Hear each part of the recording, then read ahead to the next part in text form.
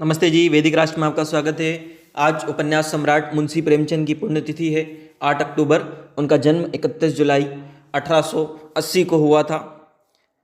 उनके बारे में आज एक विशेष लेख आपके सामने प्रस्तुत है। आगे बढ़ने से पहले आपको बता दें कि वैदिक राष्ट्र पर हम लगातार वेद और वेद से जुड़े सिद्धांतों के वीडियोस लेकर आते हैं, इसीलिए वैदिक राष्ट्र को लाइक करें, शेयर करें, सब्सक्राइब करें, बेल आइकन की घंटी को दबा दें, अपने कीमती सुझाव कमेंट अवश्य करें और वेद प्रचार के इस कार्य में हमारा सहयोग करें। आज का विषय है उपन्यास सम्राट मुंशी प्रेमचंद और आर्य समाज। आज के इस लेख के लेखक हैं वैदिक विद्वान मनमोहन कुमार आर्य, देहरादून से। आइए विषय की ओर चलते हैं।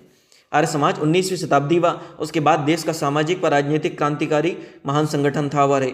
इसने अपनी मनुष्य जीवन के उद्देश्यों को सफल करने वाली तर्कसंगत विचारधारा के कारण देश के सभी मतों और संप्रदायों को प्रभावित किया। महर्षि दयानंद जिन अंग्रेज अधिकारियों, पादरियों, मौलवियों, विद्वानों आदि से मिलकर वार्ता करते थे, उन सभी के विचार से उनसे सहमत सभी लोग उनके विचार से सहमत होते थे। यही कारण था कि अनेक प्रमुख हिंदू, मुस्लिम, ईसाई मतानुयायी भी उनके विचारों से सहमति रखते थे। इस लेख में हम उपन्यास सम्राट मुंशी प्रेमचंद जी के आर्य समाजी विचार संबंधित विचारों पर चर्चा कर रहे हैं। हमारा निष्कर्ष है कि वह विचारों, कार्यों और मान्यताओं से पूरी तरह से आर्य समाज द्वारा प्रवर्तित वैदिक धर्म के अनुयायी थे। मुंशी प्रेमचंद जी ने उर्दू में आपका चित्र नामक एक कहानी 3 अध्यायों में लिखी थी, जो लाहौर के उर्दू पत्र प्रकाश में सन 1929 में प्रकाशित हुई। इस कहानी के पहले भाग में उन्होंने आर्य समाज के लोगों द्वारा महर्षि दयानंद का अपने घरों में लगाए गए चित्र को मूर्ति पूजा से भिन्न होने या न होने पर बहुत ही मार्मिक शब्दों में प्रकाश डाला है। मूर्ति पूजा व चित्र पूजा का ऐसा सशक्त भावपूर्ण चित्रण इससे कहीं पूर्व में देखने को नहीं मिलता। यह उनके आर्य समाजी होने का सबसे बड़ा प्रमाण माना जा सकता है। वह लिखते हैं कि लोग मुझसे कहते हैं कि तुम भी मूर्ति पूजक हो, तुमने भी तो स्वामी दयानंद का चित्र अपने कमरे में लटका रखा है। माना कि तुम उसे जल नहीं चढ़ाते हो, भोग नहीं लगाते, घंटा नहीं बजाते, उसे स्नान नहीं कराते, उसका श्रृंगार नहीं करते, उसका स्वांग नहीं बनाते, उसको नमन ही तो करते हो। उनकी ऋषि दयानंद की विचारधारा को सिर तो झुकाते हो, मानते ही हो, कभी कभी माला और फलों से भी उसका सम्मान करते हो। पूजा नहीं तो क्या है यार? इन सभी प्रश्नों का उत्तर देते हुए मुंशी प्रेमचंद जी लिखते हैं कि उत्तर देता हूँ कि श्रीमान, इस आदर पूजा में अंतर है। यह बहुत बड़ा अंतर है। मैं उसे अपने कक्ष में इसलिए नहीं लटकाता हूँ कि उनके दर्शन से मुझे मोक्ष मिलेगा। मैं आवागमन के चक्कर से छूट जाऊँगा। उनके दर्शन से मेरे सारे पाप धुल जाएंगे, अथवा मैं प्रसन्न करके उन्हें अभियोग जीत जाऊँगा, शत्रु पर विजय प्राप्त कर लूँगा। किसी ढंग से मेरा धार्मिक अथवा सांसारिक प्रयोजन सिद्ध हो जाएगा। मैं उन्हें इस कारण से अपने कमरे में लटकाए हुए हूँ कि स्वामी जी के जीवन का उच्च और पवित्र आचरण सदा मेरे नयनों के सम्मुख रहे।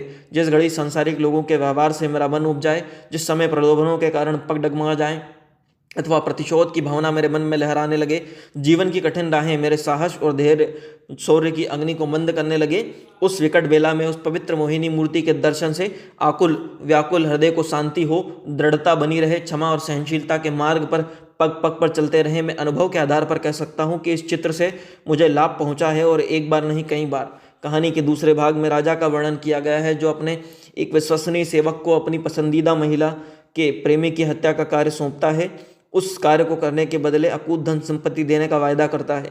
युवक प्रलोभनवश तैयार हो जाता है, परंतु घर जाकर दीवार पर स्वामी दयानंद का चित्र देखकर अपने निर्णय को महर्षि दयानंद के सिद्धांतों के विपरीत जानकर पश्चाताप करता है और परिणाम की चिंता न कर साहस करके राजा साहब के पास जाकर अपनी असमर्थता व्यक्त कर देता है। इस पर उसे अनेक कटु बातें सुनने को मिलती है। राजा साहब होठों को दांतों से काटकर बोलते हैं, बहुत अच्छा, जाओ आज ही रात को मेरे राज्य की सीमा से बाहर निकल जाओ। संभव है कि कल तुम्हें अवसर ना मिले।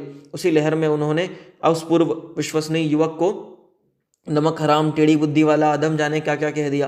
प्रणाम कर वह युवक चला गया। उसी रात्रि को अकेले कुछ वस्त्र और रुपये संदूक में रखकर घर से निकल गया। हाँ, स्वामी जी का चित्र सीने से लगा हुआ था। इस कहानी में मुंशी प्रेमचंद ने स्वामी दयानंद व उनके चित्र के प्रति मनोभावों को प्रस्तुत किया है। ऐसे दयानंद भक्त मुंशी प्रेमचंद का सारा आर्य जगत वंदन करता है। मुंशी प्रेमचंद जी के आर्य समाज के संबंधों पर लिखते हुए आर्य समाज के मूर्धन्य विद्वान राजेंद्र जिज्ञासु जी कहते हैं कि प्रेमचंद जी को आर्य समाज के 2 ऐतिहासिक सम्मेलनों में ससम्मान आमंत्रित किया गया था। उनका लाहौर के आर्यों के विराट सम्मेलन में दिया गया भाषण आज भी देश में छद्म धर्म निरपेक्ष लोगों की पुस्तकों में उपेक्षित रहा, और देश के सर्वप्रथम राष्ट्रीय शिक्षा संस्थान स्वामी श्रद्धानंद जी के गुरुकुल कांगड़ी में दिया गया व्याख्यान भी इसे उनके बहिष्कार का शिकार हो गया। जिज्ञासु जी के अनुसार मार्क्सवादी लेखकों ने प्रेमचंद जी के आर्य समाज से यथार्थ संबंधों को अपने लेखन की उपेक्षा की। किसी ने उन्हें गोरकी का चेला सिद्ध किया तो किसी ने गांधीवादी बता दिया। वह पूछते हैं कि उस युग में कौन सा हिंदी प्रेमी देशभक्त साहित्यकार है जिस पर महर्षि दयानंद के जीवन विचारधारा की छाप नहीं पड़ी थी। वह लिखते हैं कि आश्चर्य की बात है कि विश्व प्रसिद्ध कहानीकार सुदर्शन जी के अभिन्न हृदय मित्र मुंशी प्रेमचंद जी को प्रस्तुत ऐसे किया जा रहा है मानो वे आर्य समाज से परिचित नहीं थे। आर्य विद्वान लिखते हैं कि आंध्र प्रदेश में प्रोफेसर रंगा, बंगाल के क्रांतिकारी श्री चक्रवर्ती, केरल के श्री मन्नम, तमिलनाडु के श्री मूर्ति जी तो निसंकोच ऋषि दयानंद और स्वामी श्रद्धानंद आर्य समाज का अपने जीवन पर प्रत्यक्ष और परोक्ष प्रभाव स्वीकार करते रहे हैं, जबकि इन प्रदेशों में आर्य समाज का प्रभाव अधिक नहीं था। वह कहते हैं कि उत्तर प्रदेश में जन्मे पले मुंशी प्रेमचंद, जिनका कार्यक्षेत्र भी मुख्य रूप से उत्तर प्रदेश ही रहा, उनके जीवन को आर्य समाज से प्रभावित चित्रित करना सत्य का गला घोटने की बात है। जिस महान मनीषी प्रेमचंद को आर्य समाज के अपने मस्तिष्क मासिक सदस्यता शुल्क की चिंता बनी रहती थी, उसे आर्य समाज से दूर करने का पाप किया जा रहा है। आगे जिज्ञासु जी लिखते हैं कि हाँ, एक शोधकर्ता ने जिसने प्रेमचंद जी पर पीएचडी किया है, उसके शोध का विषय ही मुंशी प्रेमचंद के साहित्य पर आर्य समाज का प्रभाव है, परंतु वह शोध प्रबंध अभी तक प्रकाशित ही नहीं हुआ। मुंशी प्रेमचंद जी एक बार हमीरपुर उत्तर प्रदेश के राजकीय विद्यालय के प्रधानाध्यापक होकर आए। यहाँ आपका आर्य समाज के अनुयायी बाबू महादेव प्रसाद श्रीवास्तव और अनेक अन्य आर्य समाजियों से संपर्क हुआ, परस्पर मधुर संबंध बने। इन सभी को साथ लेकर आपने हमीरपुर में आर्य समाज तथा आर्यपुत्री पाठशाला की स्थापना की।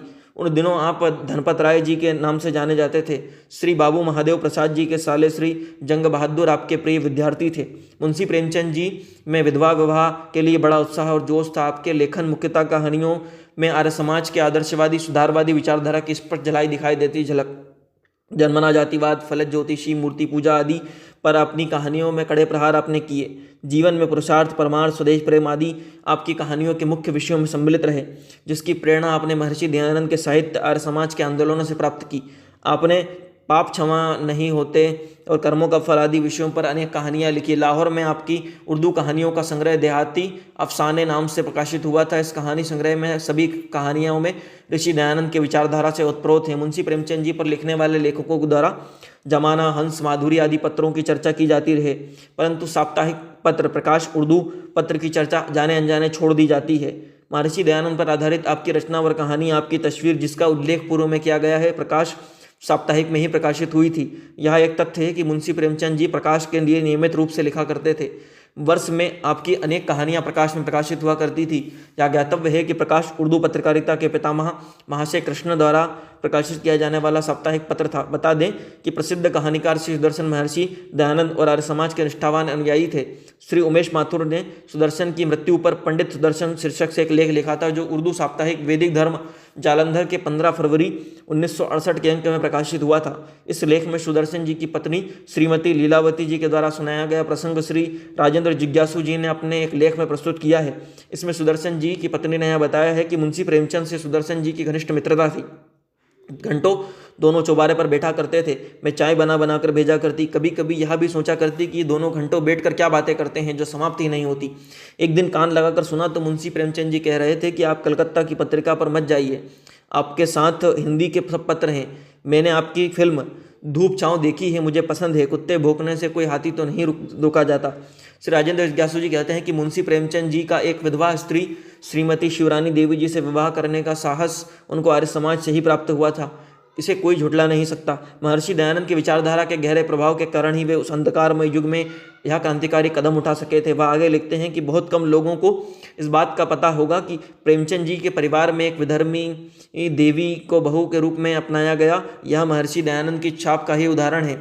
सन 1903 में प्रेमचंद जी प्रयाग के टीचर ट्रेनिंग कॉलेज में प्रविष्ट हुए। उस समय आर्य जगत के प्रसिद्ध विद्वान श्री गंगा प्रसाद उपाध्याय यहाँ उनके सहपाठी थे। उपाध्याय जी ने अपनी आत्मकथा जीवन चक्र में लिखा है कि मेरे ट्रेनिंग कॉलेज के सहपाठी थे मुंशी धनपत राय जी। आगे चलकर मुंशी प्रेमचंद के नाम से प्रसिद्ध हुए। यह रणपति राय के कल्पित नाम से उर्दू पत्रों में लिखा करते थे। उन्होंने मुझे भी साहित्यिक कहानियाँ लिखने की प्रेरणा दी थी, परंतु मेरे उनके मार्ग अलग ही रहे, अर्थात उनका लेखन धर्म, संस्कृति, सांस्कृतिक आदि विषयों पर हुआ। और उपाध्याय जी शेक्सपियर के नाटकों का हिंदी अनुवाद करने वाले प्रथम इतिहासकार भी हैं, जिनका एक संस्करण कुछ वर्ष पूर्व प्रकाशित हुआ। मुंशी प्रेमचंद जी माधुरी के साप्ताहिक संपादक भी रहे। उनके काल में इस पत्रिका में विविध प्रकार की सामग्री प्रकाशित होती थी। साहित्यिक संसार में इस पत्रिका का विशेष स्थान था। प्रेमचंद जी अपने पूर्व सहपाठी श्री गंगा प्रसाद उपाध्याय जी को कोई लेखमाला आरंभ करने को कहा। उपाध्याय जी अपने मित्र का आग्रह ना टाल सके और लेखमाला आरंभ हो गई।